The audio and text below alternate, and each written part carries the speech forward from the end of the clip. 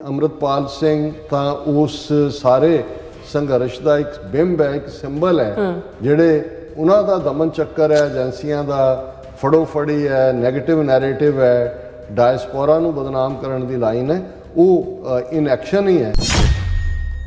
ਜੇ ਤੁਸੀਂ ਇਹਨਾਂ 10 ਦਿਨਾਂ 'ਚ ਦੇਖੋ ਤੇ ਮੈਨੂੰ ਨਹੀਂ ਲੱਗਦਾ ਕਿ ਕੋਈ ਵੱਡਾ ਉਹਨਾਂ ਦੇ ਸਾਡੇ ਦਾਇਰਾਕਾਰ 'ਚੋਂ ਜਿਹੜੇ ਸਟਰਗਲ ਨਾਲ ਨੇ ਜਾਂ ਦੂਸਰੇ ਨੇ ਕਿ ਉਹ ਉਹਨਾਂ ਦੇ ਪਿੰਡ ਜਾ ਕੇ ਉਹਨਾਂ ਨੇ ਉਹਨਾਂ ਦੀ ਪਿਤਾ ਨੂੰ, ਮਾਤਾ ਨੂੰ, ਉਹਨਾਂ ਦੀ ਸਿੰਘਣੀ ਕਿਰਨਦੀਪ ਕੌਰ ਨੂੰ ਧਰਵਾਸ ਦਿੱਤਾ ਹੋਇਆ। ਵਿਰੋਧੀ ਤੋਂ ਦੇਖਣਾ ਹਿੰਦੂ ਤਵੀਆਂ ਤੋਂ, ਉਹਨਾਂ ਤੋਂ ਤਾਂ ਨਖਿੜਿਆ ਜਾ ਸਕਦਾ ਕਿ ਭਾਈ ਉਹਨਾਂ ਦੇ ਲਈ ਉਹ ਡੀਮਨ ਹੈ, ਡੈਵਲ ਹੈ, ਉਹਨਾਂ ਦੇ ਲਈ ਪਿੰਡਾਂ ਵਾਲੇ ਵੀ ਉਸ ਕਿਸਮ ਦੇ ਸਨ। ਇਹ ਅਨਦਰ ਪਿੰਡਾਂ ਵਾਲਾ 8-10 ਮਹੀਨੇ 'ਚ ਪੰਜਾਬ 'ਚ ਡਰੱਗ ਡੀ ਐਡਿਕਸ਼ਨ ਔਰ ਦੂਸਰੀ ਲਾਈਨ ਦੇ ਵਿੱਚ ਬਹੁਤ ਪ੍ਰੋਗਰੈਸ ਹੋਈ। Drug cartel, drug mafia perturbed ਸੀ।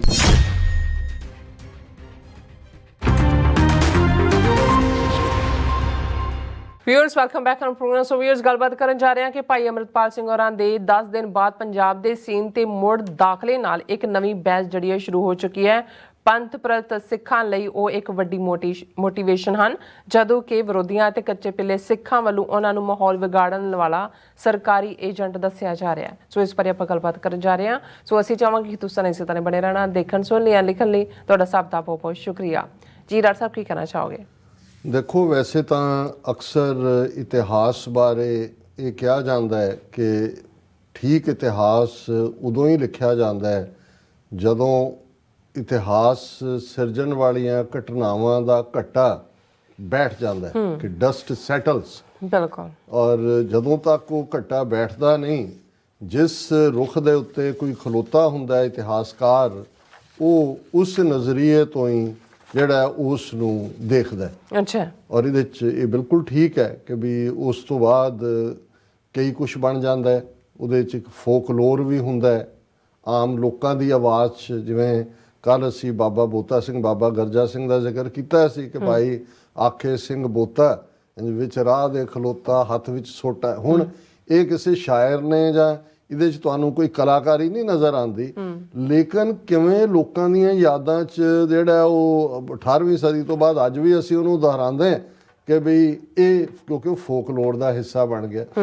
ਕੁਛ ਮਾਮਲਿਆਂ ਦੇ ਉੱਤੇ ਜਿਹੜੇ ਸ਼ਾਇਰ ਕਿਸੇ ਘਟਨਾ ਨੂੰ ਭਾਵੇਂ ਉਹ ਇਤਿਹਾਸ 'ਚੋਂ ਗਾਇਬ ਹੁੰਦਾ ਹੈ, ਲੇਕਿਨ ਉਹ ਕੁਛ ਇਸ ਕਿਸਮ ਦਾ ਲਿਖਦੇ ਨੇ ਕਿ ਉਹ ਉਹਨਾਂ ਦੀ ਨਜ਼ਮ ਜਾਂ ਉਹਨਾਂ ਦਾ ਨੈਰੇਟਿਵ ਜਿਹੜਾ ਹੈ ਉਹੀ ਬਾਅਦ 'ਚ ਇਤਿਹਾਸ ਬਣ ਜਾਂਦਾ, ਭਾਵੇਂ ਉਹਦੇ 'ਚ ਸਾਰੇ ਤੱਥ ਉਸ ਘਟਨਾ 'ਚ ਨਾ ਵੀ ਸੱਚੇ ਹੋਣ। ਔਰ ਉਹਦੇ ਲਈ ਜਿਹੜੀ ਇਮੀਡੀਏਟ ਮੇਰੇ ਮਾਈਂਡ 'ਚ ਆ ਰਹੀ ਹੈ ਸੁਭਦਰਾ ਕੁਮਾਰੀ ਚੌਹਾਨ। ਉਸ ਨੇ ਜਦੋਂ 1857 ਦੇ ਗਦਰ ਬਾਰੇ ਬੁੰਦੇਲਖੰਡ, ਹੁਣ ਬੁੰਦੇਲਖੰਡ, ਰਹੀਲਖੰਡ, ਇਹ ਅੱਜ ਦੇ ਬਹੁਤ ਸਾਰੇ ਖਿੱਤੇ ਯੂਪੀ ਦਾ ਹੀ ਹਿੱਸਾ ਨੇ, ਔਰ ਉਹਦੇ 'ਚ ਜਦੋਂ ਉਹਨੇ ਝਾਂਸੀ ਦੀ ਰਾਣੀ, ਹਾਲਾਂ ਜੇ ਤੁਸੀਂ ਅਦਰਵਾਈਜ਼ ਦੇਖੋ, ਉਹਨੇ ਜਿਹੜਾ ਉਹਦੇ ਹਸਬੈਂਡ ਦੀ ਡੈਥ ਹੋਈ, ਉਹਨੇ ਪੁੱਤਰ ਅਡਾਪਟ ਕਰਨਾ ਸੀ, ਅੰਗਰੇਜ਼ਾਂ ਨੇ ਅਲਾਓ ਨਹੀਂ ਕੀਤਾ। ਜਿੰਨੇ ਉਸ ਗਦਰ ਦੇ ਵਿੱਚ ਸ਼ਾਮਲ ਲੋਕ ਸੀ, ਬਹੁਤ ਸਾਰਿਆਂ ਦੀਆਂ ਨਿੱਜੀ ਕਹਾਣੀਆਂ ਸੀ। ਉਹਨੂੰ ਅੱਜ ਭਾਵੇਂ ਭਾਰਤ ਦਾ ਸੁਤੰਤਰਤਾ ਪਹਿਲਾ ਸੁਤੰਤਰਤਾ ਸੰਗਰਾਮ ਕਹਿਣ, ਨਹਿਰੂ ਨੇ ਵੀ ਆਪਣੀ ਉਹ ਹਿਸਟਰੀ ਆਫ ਇੰਡੀਆ 'ਚ ਕਿਹਾ ਵੀ ਉਹ ਗਦਰ ਸੀ, ਕੋਈ ਫਸਟ ਬੈਟਲ ਆਫ ਇੰਡੀਪੈਂਡੈਂਸ ਨਹੀਂ ਸੀ।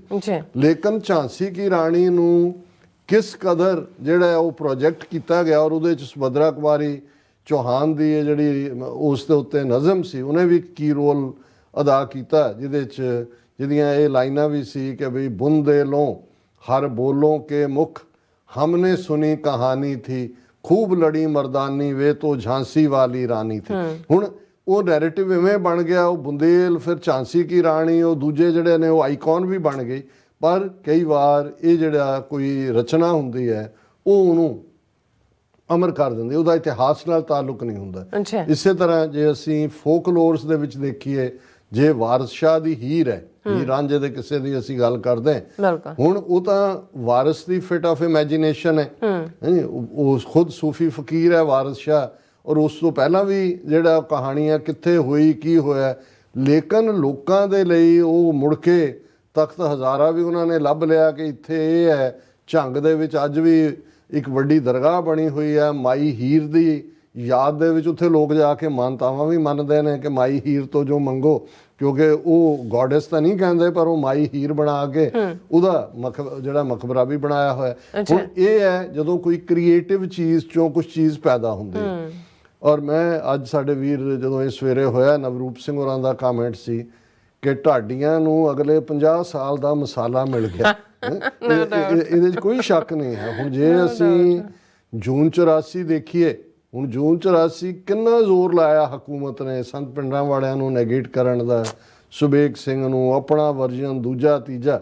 ਪਰ ਤੁਸੀਂ ਜਦੋਂ ਹਰ ਇੱਕ ਸਿੱਖ ਨੌਜਵਾਨ ਖਲੋਂਦਾ ਤੇ ਉਸ ਦੇ ਅੰਦਰ ਪ੍ਰਾਈਡ ਹੁੰਦਾ ਕਿ ਭਾਈ ਕਿਵੇਂ ਕੁਛ ਦਰਜਨ ਸਿੰਘਾਂ ਨੇ ਭੁੱਖੇ ਭਾਣੇ ਜਿਹੜੇ ਇੱਕ ਹਫ਼ਤਾ ਉਹਨਾਂ ਨੂੰ ਕੱਢ ਆਫ ਕਰਕੇ ਰੱਖਿਆ ਗਿਆ, ਉਹਨੇ ਕਿੰਨੀ ਵੱਡੀ ਫੌਜ ਦੇ ਛੱਕੇ ਛੁਡਾਏ, ਕਿਵੇਂ ਉਹਨਾਂ ਦੇ ਟੈਂਕਾਂ ਦੀਆਂ ਮੁਹਾਰਾਂ ਬਦਲੀਆਂ, ਉਹਨਾਂ ਸਾਰਿਆਂ ਨੂੰ ਕੀਤਾ।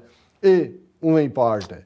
ਇਸੇ ਤਰ੍ਹਾਂ ਜਦੋਂ ਅਸੀਂ ਈਵਨ ਜੇ ਅਸੀਂ ਫਰੀडम ਸਟਰਗਲ ਦੇ ਵਿੱਚ ਇਹ ਦੇਖੀਏ, ਹਾਲਾਂ ਇਹੀ ਜਿਵੇਂ ਮੈਂ ਝਾਂਸੀ ਕੀ ਰਾਣੀ ਦਾ ਅਕਾਊਂਟ ਦਿੱਤਾ, ਸ਼ਿਵਾਜੀ ਜਿਨ੍ਹਾਂ ਨੂੰ ਛਤਰਪਤੀ ਸ਼ਿਵਾਜੀ ਮਹਾਰਾਜ ਨਾ ਕਹੋ ਤੇ ਮਰਾਠੇ ਜਿਹੜੇ ਨੇ ਉਹ ਤੀਰ ਕੱਢ ਲੈਂਦੇ ਮਾਰਨ ਨੂੰ। ਉਹਨਾਂ ਨੇ ਏਅਰਪੋਰਟਾਂ ਦੇ ਨਾਂ ਦੂਜੇ ਵੀ ਤੀਜੇ ਵੀ ਉਹਦੀ ਗਲਤੀ ਕੋ ਕੱਢਣ ਹੀ ਨਹੀਂ ਦਿੰਦੇ।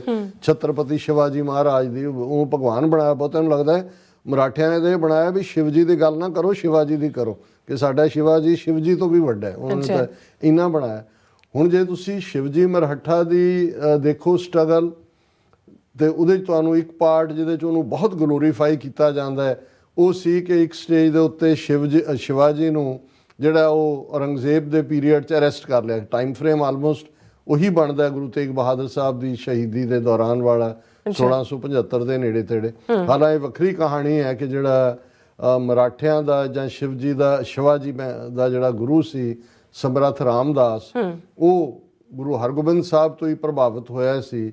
ਜਦੋਂ ਉਹ ਸਮਰੱਥ ਰਾਮਦਾਸ ਮਿਲਣ ਆਇਆ ਦੇਹਰਾਦੂਨ, ਨੋਟ ਦੇਹਰਾਦੂਨ, ਸ੍ਰੀਨਗਰ ਜਿਹੜਾ ਅੱਜ ਉੱਤਰਾਖੰਡ 'ਚ ਗੜਵਾਲ ਰੀਜਨ ਦੇ ਵਿੱਚ, ਔਰ ਉਹ ਫਕੀਰ ਸੀ। ਉਹਨੇ ਦੇਖਿਆ ਵੀ ਬੜਾ ਤਾਮ ਚਾਮ ਹੈ, ਘੋੜੇ, ਸਿੱਖ ਪਰਿਵਾਰ ਦੂਜੇ, ਤਾਂ ਉਹਨੇ ਪੁੱਛਿਆ ਸੀ ਕਿ ਭਾਈ ਇਹ ਤੁਹਾਡਾ ਗੁਰੂ ਨਾਨਕ ਤਾਂ ਫਕੀਰ ਸੀ, ਤੁਸੀਂ ਇਹ ਬੜਾ ਰਾਇਲ ਰੰਗ ਢੰਗ ਰੱਖਿਆ।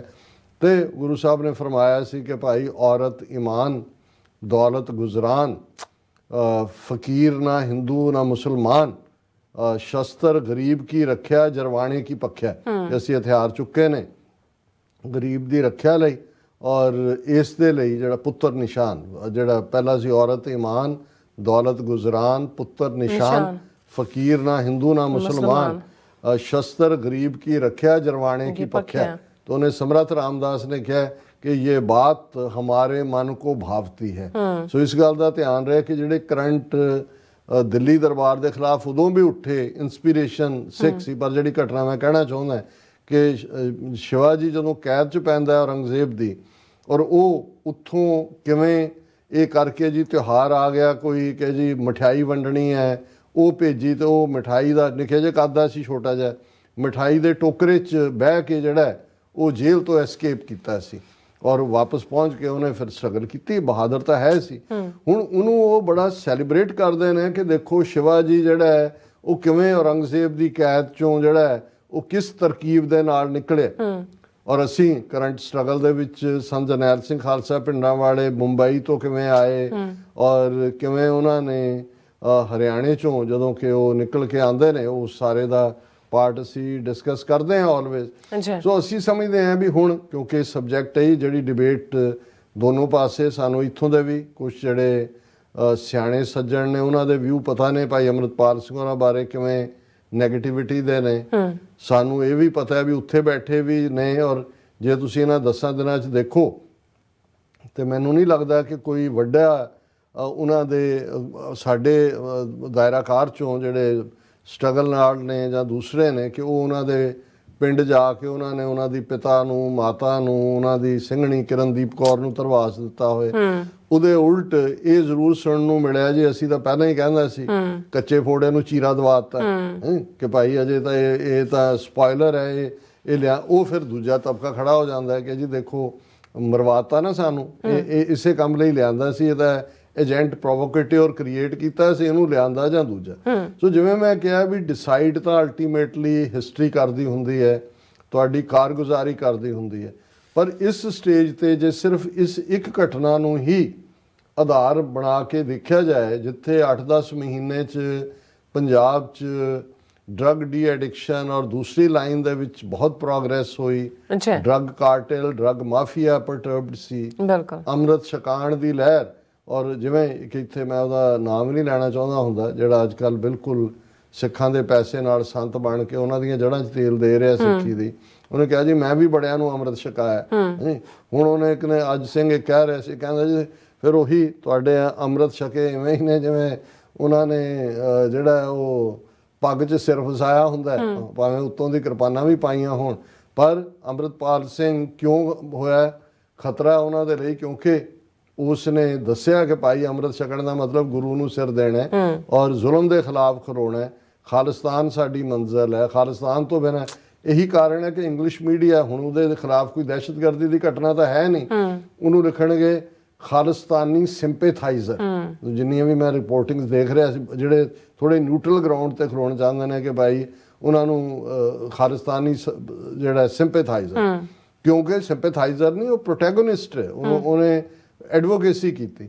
ਸੋ ਜ਼ਾਹਿਰ ਹੈ ਕਿ ਮੈਂ ਸਮਝਦਾ ਹਾਂ ਵੀ ਇਹ ਜਿਵੇਂ ਅਮਰੀਕਾ ਦੀ ਇੱਕ ਬੜੀ ਪੋਪੂਲਰ ਸੇਇੰਗ ਵੀ ਹੈ, ਜੇ ਤੁਸੀਂ ਵਿਰੋਧੀ ਤੋਂ ਦੇਖਣਾ ਹਿੰਦੂ ਤਵੀਆਂ ਤੋਂ, ਉਹਨਾਂ ਤੋਂ ਤਾਂ ਨਖੇੜਿਆ ਜਾ ਸਕਦਾ ਕਿ ਭਾਈ ਉਹਨਾਂ ਦੇ ਲਈ ਉਹ ਡੀਮਨ ਹੈ, ਡੈਵਿਲ ਹੈ, ਉਹਨਾਂ ਦੇ ਲਈ ਪਿੰਡਾਂ ਵਾਲੇ ਵੀ ਉਸ ਕਿਸਮ ਦੇ ਸਨ, ਇਹ ਐਨਦਰ ਪਿੰਡਾਂ ਵਾਲਾ।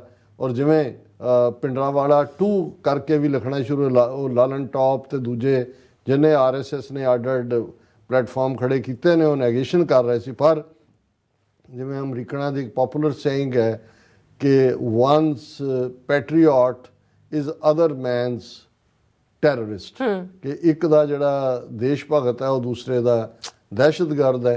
ਜੇ ਅਮਰੀਕਾ 'ਚ ਜਾਰਜ ਵਾਸ਼ਿੰਗਟਨ ਜਿਹੜਾ ਸੈਲੀਬ੍ਰੇਟਡ ਫਸਟ ਪ੍ਰੈਜ਼ੀਡੈਂਟ ਔਰ ਜਿਸ ਦਾ ਬਰਥਡੇ ਅੱਜ ਵੀ ਛੁੱਟੀ ਹੁੰਦੀ ਹੈ, ਤੇ ਅੱਜ ਵੀ ਤੁਸੀਂ ਬ੍ਰਿਟਿਸ਼ ਹਿਸਟਰੀ ਫਾਈਲਾਂ ਕੱਢ ਲਓ, ਜਾਰਜ ਵਾਸ਼ਿੰਗਟਨ ਨੂੰ ਟੈਰਰਿਸਟ ਐਲਾਨਿਆ ਹੋਇਆ ਸੀ। ਔਰ ਜੇ ਉਹਨਾਂ ਦੇ ਕਾਬੂ ਆਉਂਦਾ ਤੇ ਉਵੇਂ ਹੀ ਲੰਡਨ ਦੇ ਚੌਂਕ ਦੇ ਵਿੱਚ ਉਸ ਨੂੰ ਉਹ ਫਾਈਲ ਆਉਂਦੇ, ਜਿਵੇਂ ਕਿ ਉਹਨਾਂ ਨੇ ਜਿਹੜੇ ਸਕਾਟਿਸ਼ ਸਟਰਗਲ ਦੇ ਕਿੰਗ ਵਾਲੇਸ ਜਾਂ ਦੂਸਰੇ ਜਿਹੜੇ ਨੇ ਉਹਨਾਂ ਦੇ ਨਾਲ ਕੀਤਾ ਸੀ। ਸੋ ਅਸੀਂ ਸਮਝਦੇ ਹਾਂ ਵੀ ਜੱਜ ਤਾਂ ਇਹ ਹਿਸਟਰੀ ਕਰੇਗੀ, ਲੇਕਿਨ ਇਸ 10 ਦਿਨ ਦੀ 80,000 ਤੋਂ ਜ਼ਿਆਦਾ ਫੋਰਸ ਪੁਲਿਸ ਪੰਜਾਬ ਦੀ ਔਰ ਡਜ਼ਨਸ ਆਫ ਕੰਪਨੀ CRPF ਦੀਆਂ, ਔਰ ਤੁਸੀਂ ਦੇਖੋ ਕਿ ਕਿਵੇਂ ਸੈਂਟਰਲ ਏਜੰਸੀਆਂ ਦੀ ਗੇਮ ਫੇਲ ਹੁੰਦੀ ਹੈ। ਅੱਜ ਅਮਿਤ ਸ਼ਾਹ ਦਾ ਕਿਸੇ ਮੇਨ ਚੈਨਲ ਤੇ ਇੰਟਰਵਿਊ ਸੀ, ਉਹਦੇ 'ਚ ਉਹਨੇ ਇੱਕ ਸਵਾਲ ਪੁੱਛਿਆ ਪੰਜਾਬ ਦੀ ਸਿਚੁਏਸ਼ਨ ਬਾਰੇ ਕਿ ਜੀ ਉਹ ਨਿਕਲ ਗਿਆ ਜਾਂ ਉਹਦਾ ਮੈਸੇਜ ਆਇਆ, ਤਾਂ ਉਹਨੇ ਸਵਾਲ ਨੂੰ ਤਾਂ ਪਾਸੇ ਕਰਕੇ ਉਹਨੇ ਕਿਹਾ ਜੀ ਅਸੀਂ ਪੰਜਾਬ ਸਰਕਾਰ ਦੇ ਨਾਲ ਚਟਾਨ ਵਾਂਗ ਖੜੇ, ਕਿਉਂਕਿ ਇਹ ਜਿਹੜੀ ਫੇਲਿਓਰ ਹੈ, ਪੰਜਾਬ ਵਾਲੇ ਤਾਂ ਜਿਹੜੇ ਨੇ ਉਹ ਸ਼ਾਮਲਵਾਜੇ ਸੀ, ਪਲਾਨ ਉਸੇ ਹੀ ਅਜੀਤ ਡੋਵਲ ਔਰ ਜਿਹੜਾ ਉਹਨਾਂ ਨੇ NIA ਦਾ ਦਿਨਕਰ ਗੁਪਤਾ, ਉਹ ਸਾਰੀ ਫੋਰਸ ਵੀ ਉਹਨਾਂ ਦੀ ਇਹ ਤਾਂ ਨਾਲ ਸ਼ਾਮਲਵਾਜੇ ਢਿੱਡਲ ਜੇ ਨਾਲ ਲਿਆ ਕੇ ਖੜੇ ਕੀਤੇ ਹੋਏ ਸੀਗੇ। ਸੋ ਉਹ ਕਹਿ ਰਿਹਾ ਜੀ ਅਸੀਂ ਚਟਾਨ ਵਾਂਗ ਖੜੇ।